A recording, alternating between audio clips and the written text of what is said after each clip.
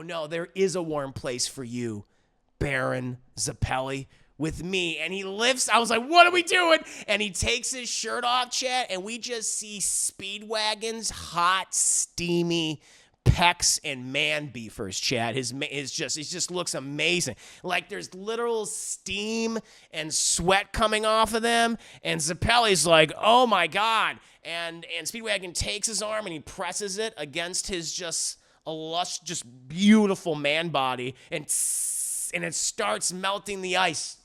And Speedwagon says, "There was this one time where I went off on this adventure and we had to use the belly fat of seals. But I will be your seal, Baron Zappelli. Use my belly fat." I'm like, okay, but it's working. And Zappelli's like, "You know what? I didn't expect this, but I gotta say, Speedwagon, this is very helpful. I'm sorry that I doubted you. It's okay." Many do. So Speedwagon, using the power of his sexy, steamy physique to help out Baron Zappelli. I think the relationship is now even stronger, Chad. I think before they weren't on the best of terms, but this is a very intimate moment. Let's go ahead and move on to my review for JoJo's Bizarre Adventure Episode 5. Give you a brief recap of the previous episode, chat. JoJo and Arena and Speedwagon, they came upon a new person named good old Baron Zappelli. Baron Zappelli, who has apparently been trying to track down that vampiric mask that Dio's been using for quite a while, and it's brought him to the Joestar estate, or at least what remains of it. He ends up meeting JoJo, and he wants to train him in the ways of the Herman energy, or ripple energy. I guess apparently, Chad, in the dub, maybe they call it ripple. I was calling it ripple, but people were insisting, like, "No, Chris, call it Herman energy." I'm like, "All right, I'm gonna call it Herman energy." So when I was doing my audio video commentary for this earlier, I was just like, "All right, just keep calling it Herman energy so you remember." All right, so you don't mess up and get people all pissed off because you're calling it ripple energy. We're gonna call it Herman energy, Herman energy, whatever. I'm gonna call it Herman energy. Herman energy. All right, we got it. We're good. All right, but that was the recap. They ended up traveling through this incredibly long tunnel because Speedwagon figured out the location of Dio, who, by the way, is still alive and he's residing in this small town. The only way you apparently can get through it is this very long labyrinth-esque tunnel system. That's for the most part completely underground. They end up encountering Jack the Ripper, who is a vampire. But thanks to Zappelli and JoJo, they managed to defeat Jack the Ripper with that Herman energy, Chad. They can continue on their journey. And that brings us to episode 5, Chad, The Dark Knight. Sadly, there's no Batman character in this. I was like, is this going to be a parody of Batman? No. I'll explain the name in a bit once it's necessary. But the episode starts with an explanation of the town that JoJo and Zappelli and Speedwagon are going to. Chad, it's called Windknight's Lot, and it looks like just this beautiful community, Chad. It has this natural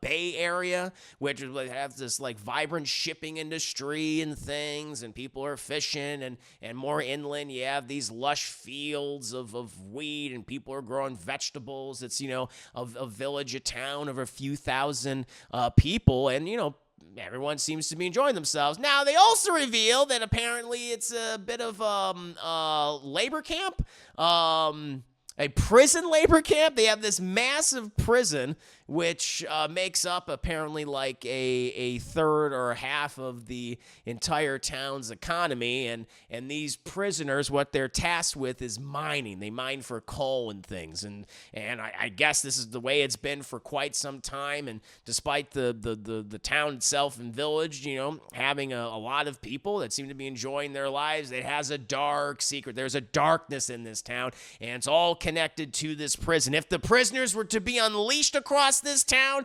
then Windknight's Lot would be completely destroyed. The villagers and their families eradicated from the area. Will that come to pass? Well, we're going to have to see. We're going to have to see if that's exactly what's going to happen. But we observe our trio of Jojo and Speedwagon and Zappelli. They finally came out from out of the tunnel, and they're just like, looking around, and like it seems normal. Like all these people are working the fields, and Jojo he's admiring them and their dedication. He longs for this kind of life himself.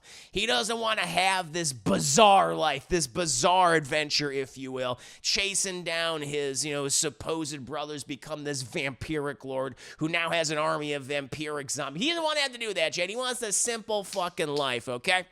But then he hears like a sound behind him, just, and I was like, oh shit, is it Dio? Did he attack us and I wasn't aware? And he turns around, chat, and he sees a Speedwagon. He's just on his knees at this point, just, he's not doing well. It's almost like he can't breathe. He's about to throw up. And Zappelli's just like, oh, I'm sorry, Jojo. Speedwagon, Mr. Speedwagon here was asking me if I could show him off the Herman energy.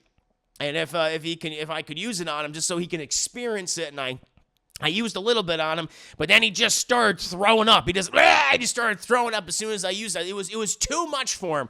And Jojo was like, you two guys, you guys are great.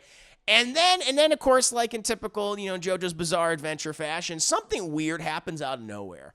And all of a sudden, chat, we just see this kid who has like a rope connected to him. Apparently, he had this rope connected in such a way where he cuts part of the rope and he slingshots himself. His little body, his little child body, chat, just yeets itself right towards the group of people, just like arms and legs just flopping in the wind. And suddenly he grabs this bag that was being carried by Speedwagon. He grabs it with his little arms and his little legs, and he just holds it completely. And he whips it over Jojo. Jojo's like, what the hell was that? And then he crashes into the nearby river below. Just boom, drops right into it, chat. And they see all these bubbles come up, and the kid's head pokes out. Not even looking back, not even looking at them. He slings it over his shoulder. He continues his little swim, and he starts climbing this cliff face. And Jojo and Zappelli and Speedwagon are like, that kid stole our money. What the fuck? And I'd be like, what the fuck too? I'd be very confused. I would be very, very confused after just seeing that. And I'm like, we gotta get that kid. That kid stole our money. And so... And so don't worry, boys. Like Zappelli, he comes in, he's like, don't worry, boys, because like, how are we gonna get across the river? He basically slingshotted himself over. And Zappelli's like, we don't need no goddamn human slingshot. I got this. And he then begins to start like, boop, boop, boop, boop, boop. He starts poking the water in the river. He starts poking it, and it creates the ripples, chat, that Herman energy. And he's like, we can now traverse the river. And then he just starts doing this little skip. He like a little T-Rex. He's like, ooh. As he starts running across the river. I don't know why he has to put his arms up like this, like a T-Rex or whatever, but that's what he starts doing. He starts skipping across the river, able to cross it, walking on it like Jesus, chat. Walking on it like Jesus did on that water in the Bible, right? And so Jojo's like, that's so fucking badass. And so he follows Zappelli. The thing is like Zappelli, he's more skilled, the Herman energy, the ripple energy, of course.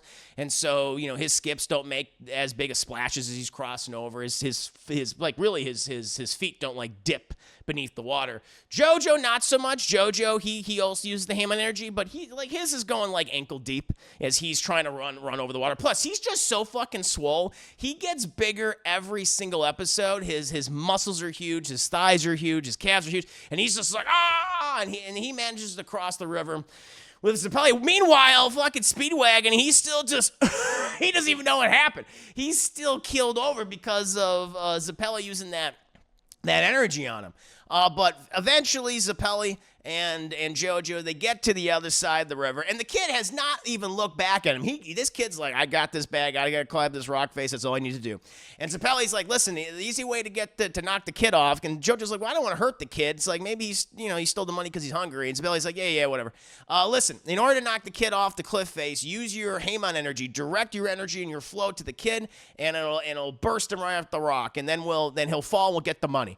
And Jojo's like, we'll catch the kid, right? And Zappelli's like, Jojo, that's not part of the plan.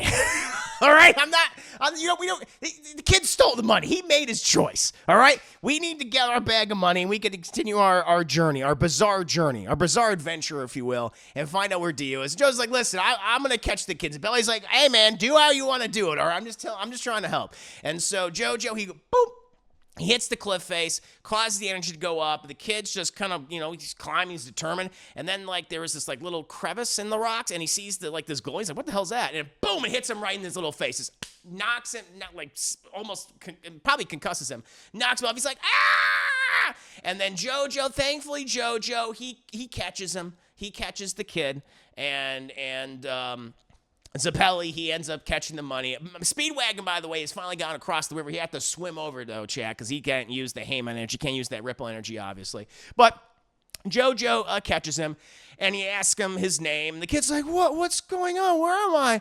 And Jojo is like, listen to me. You got to tell me what your name is, okay? And he's like, oh, my name is Poco. I think his name is P-O-C-O, something, Poco.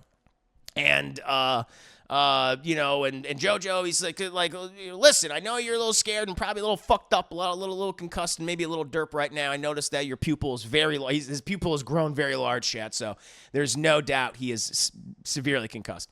Despite that, Jojo's like, but why did you try to steal this money? He's like, money? What are you talking about?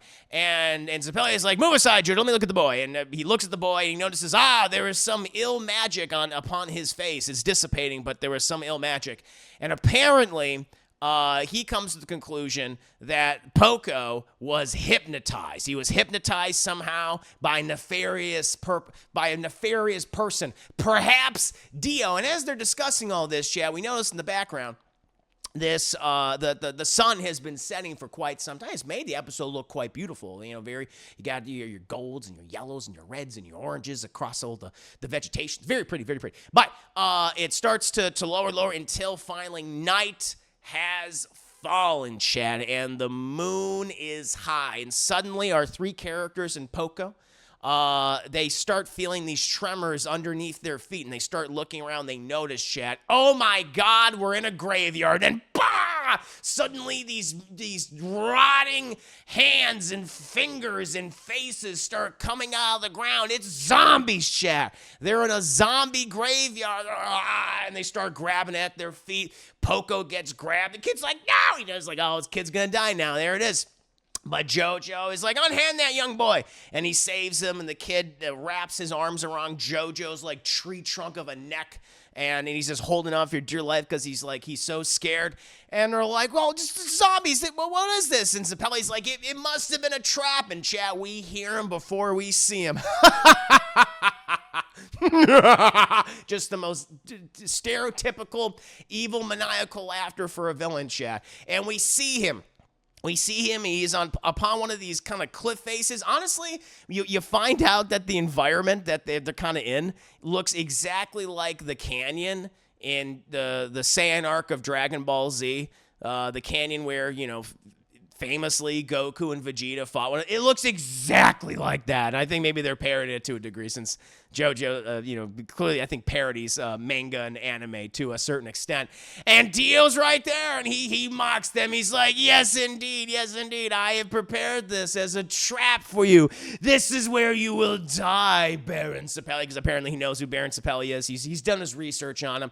And also, and you, my supposed brother, even though you thought you vanquished me. And then he starts taking his clothes off. I was like, whoa, what kind of show is this? But he starts taking his clothes off, and he's like, I still have the scar from our last battle, which is again, and during their last battle, this appeared to me like when he fell and when he was after their 50 story fall, he fell on top of that statue and he was hit in the abdomen, skewered basically.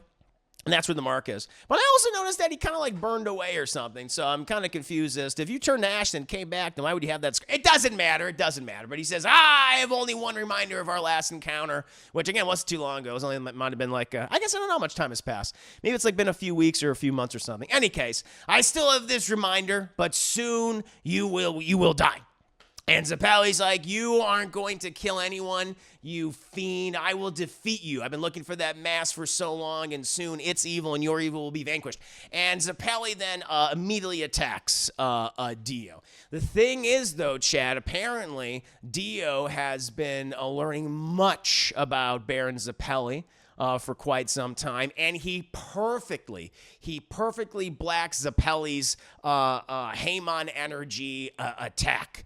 And even though Zappelli uses that, tries to manipulate the moisture in Dio's body and arm, he rebuffs it.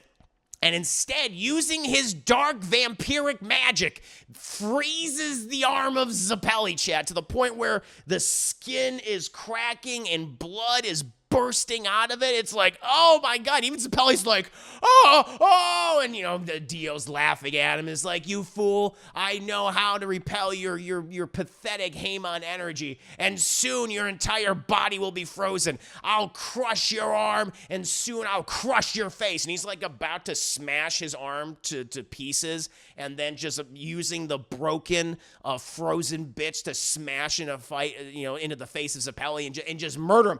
And Jojo's like, no, not my teacher. And Jojo, with Poco still holding on to dear life around his neck, Jojo, using the power of his calves and thick thighs, he launches himself. He launches himself off the ground, and he blocks the punch of Dio. And Poco's just flopping. He's like, ah! He's just so scared at this point. He blocks it. But that also partly freezes his arm as well. But he does manage to block it. And then the three fighters then use as much energy as they can to try to hit each other, but they just basically bounce off each other. Dio, he falls over. Zappelli and Jojo, they fall back. And, Dio is like, he's screaming at them. He's like, you're fools to think that you could possibly match my power. And instead of wasting my time fighting you myself, I shall summon two of my most powerful acolytes. And they're like, ooh, who's he going to summon? And suddenly he using his dark vampiric magic, he summons these two ancient knights. We have two new characters, Chad. Two new fighters have entered the arena. Good names, by the way. Sir Tarkus and Sir Bruford. And they apparently have a rich backstory. And he explains their entire history. Apparently, Chad, these two knights, like Sir Tarkus, they're kind of like Dark Souls bosses. To a certain extent. Like, not like in terms of like their overall aesthetic, but in terms of their size, kind of reminded me of Ornstein and Smaug from Dark Souls. We have like the really big tall guy, and you have like the smaller guy who's a little more nimble and able to move around faster, kind of like that. But apparently Sir Tarkus and Sir Bruford, they were these knights that were incredibly well trained, but also extremely loyal to Mary Stuart.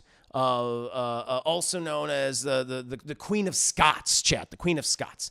And apparently, Queen Elizabeth the First, she marked the Queen of Scots as a traitor during the 1600s, said, you're a goddamn traitor, fuck you. And her armies and the Queen of Scots armies, they fought each other for quite some time during this rebellion. But Sir Tarkus and Bruford, they were two of the best soldiers. They were excellent. Eventually, though, the Queen of Scots people, they turned against her after the death of her husband. They're like, we want to get rid of this broad. We don't fucking like her. And so she ends up being captured by Elizabeth the First. But Tarkus and Bruford continue their fight this entire time. They continue to have victories and continue to slaughter the forces of Elizabeth I. But eventually, Elizabeth I is like, hey, all right, stop it, or I'm going to kill the queen you love. I'm going to kill Mary Stuart. Like, please don't kill Mary Stuart. We love her. And she's like, well, stop it, okay? I will make sure that she'll never rule, but she'll always live. She will live, and she'll be kept safe. But you two will need to die for her safety. You need to be executed. Are you okay with that deal? And they're like, we're okay with that deal as long as she lives. She's like, aces, let's fucking do this thing, fucking A. And so they eventually surrender, right? They surrender to her, and it's the moments before their execution. They got him. They got the guy right there. They have the executioner. Axes are raised and everything. And the executioner pauses, though. The one executioner pauses, and he goes, "Hey guys, just before you die, I just want to let you know that your dear Queen Mary Stuart, the Queen of Scots." Like, yeah, we fucking love her. We've just been with her for forever, and she's just great. And we just as disappointed as we are that she's never going to be able to rule England like her birthright intended her to. At least she'll live on. Her legacy will live on.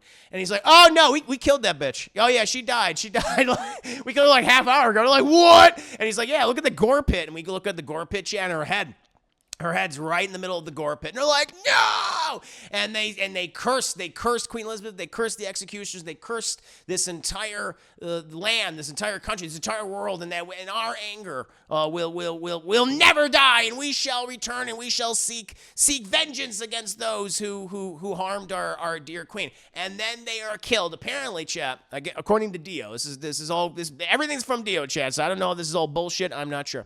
But he says, so yeah, apparently they were so swole, their necks were so thick that it took like 3 chops. It took like 3 chops to get through their necks, which is saying something. These are some big ass axes, and these executioners, they weren't these little skinny wafy guys. Like, they were huge. All right, they had some mass on their ass. That's all I'll say.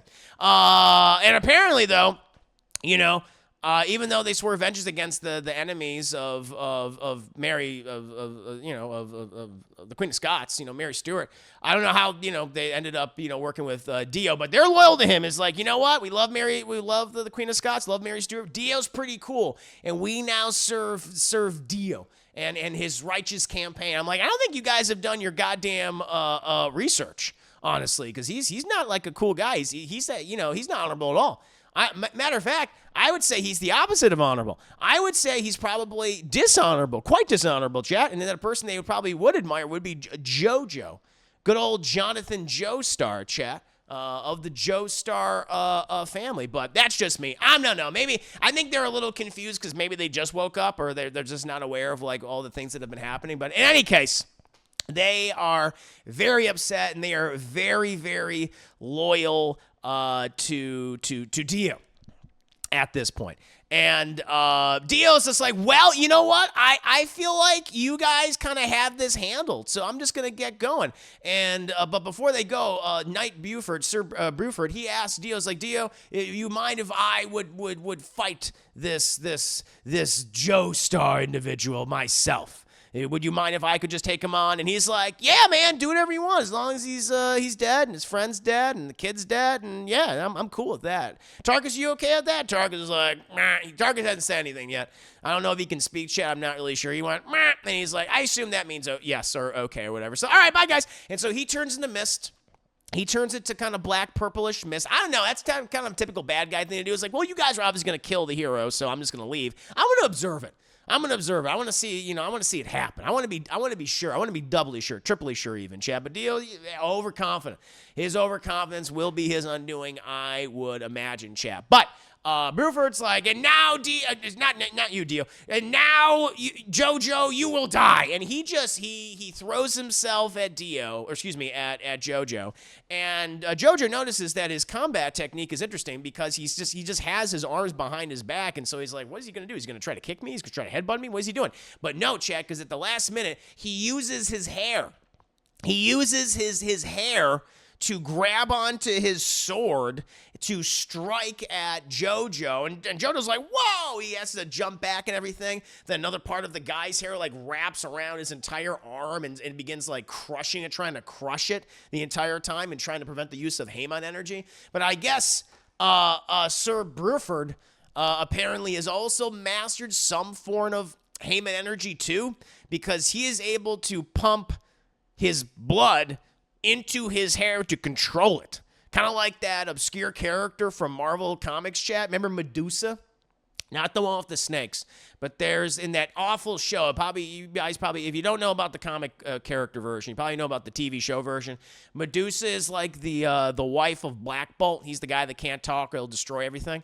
She's the one where her hair just moves around, is able to grab shit. So he kind of has that power, except he can pump his blood through it. So that's pretty much what he's doing, this entire time. And that takes Jojo aback, and eventually, as they're battling, They end up throwing each other into the water. They're in the river. Meanwhile, Zappelli, he wants to help JoJo, right? But he can't because his arm's like really fucked up. It's really fucked up. It's bleeding. It's got ice chunks in it. It's just not going great. But Speedwagon is thankfully there. And he's like, Zappelli, I want to help you. And Zappelli's like, no offense, Speedwagon, but you're kind of useless. You've been kind of useless this whole time. He's like, no, I know what I could do. I can heal your arm. Like, you need heat, correct? You need heat to melt the ice and to start your blood circulation. He's like, I do need these things, yes, but it'd be too difficult under the night. It's too cold out. He's like, no, there is a warm place for you, Baron Zappelli, with me. And he lifts, I was like, what are we doing? And he takes his shirt off, chat, and we just see Speedwagon's hot, steamy pecs and man beefers, chat. He just looks amazing. Like there's literal steam and sweat coming off of them. And Zappelli's like, oh my God. And Speedwagon takes his arm and he presses it against his just beautiful man body, and it starts melting the ice. And Speedwagon says, there was this one time where I went off on this adventure and we had to use the belly fat of seals. But I will be your seal, Baron Zappelli. Use my belly fat. I'm like, okay. But it's working. And Zappelli's like, you know what? I didn't expect this, but I got to say, Speedwagon, this is very helpful. I'm sorry that I doubted you. It's okay. Many do. So Speedwagon using the power of his sexy, steamy physique to help out Baron Zappelli. I think the relationship is now even stronger, Chet. I think before they weren't on the best of terms. But this is a very intimate moment. It's a very intimate moment, Chet. It's kind of also the equivalent of that scene when Han Solo saves Luke Skywalker, who's been attacked by the snow monster, and in The Empire Strikes Back, the Wampa, if you will, where Han, after his Tauntaun dies, he's like, fuck it, he's got to cut him open, and he puts Mark Hamill, Luke Skywalker in the belly of that creature, chat. Very similar, except, you know, Speedwagon didn't like eviscerate himself, didn't dissect himself, and then put good old Baron Zappelli in his tummy. That would have been a step too far. But yeah, I don't know if this show. You just never know. He's just using his illustrious, sweaty body to heat him, to make him feel so much better. It made me feel a little bit better too. Meanwhile, we cut into the river, chap. And in the process of them falling in the river, Jojo and Bruford, they do separate, right? Because the hair gets all soggy and shit.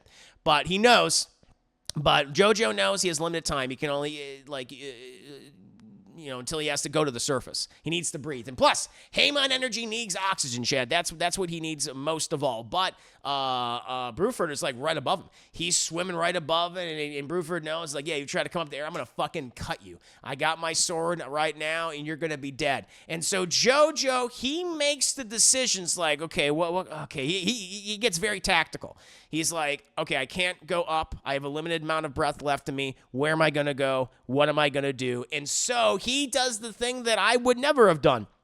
He swims down even more and I'm like, and I was confused, and so was Boomer. It's like, what's he doing? And apparently Jojo, he surmised that he looked at the riverbed and he noticed these very large boulders, these very large rocks.